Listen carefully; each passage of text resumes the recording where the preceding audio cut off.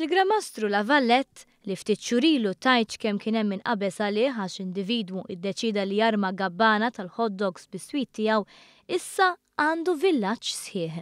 Minn dan il-villaġġ se jkun jista' jixtri l-bigilla, l-bebbux u anke xi xarba friska. U għal wara dan il-Partit Nazzjonalista ħassiblu billi faċċata tefalu mobile toilet.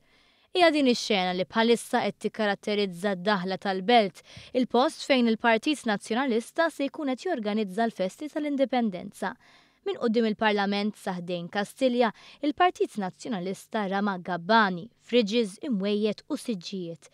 Filwaqt li lejlet festa nazzjonali ma qatx lura milli jarma l-bnadar tal-Partit Nazzjonalista f'post prominenti b'mod li jilqgħu lil kull min dieħel il-Belt.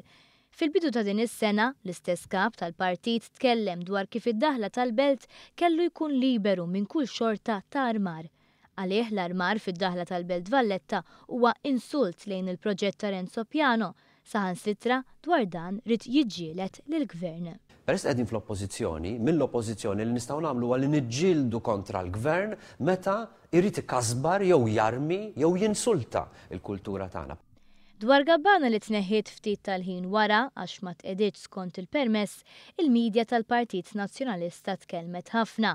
Fuq il-faċċata tan-Nazzjon kien ippubblikat ritratt bit-titlu Il-gabbana tal-Gramastru u f'paġna artiklu bit-titlu Gramastru u hot dogs fi Pjazza De Vallett.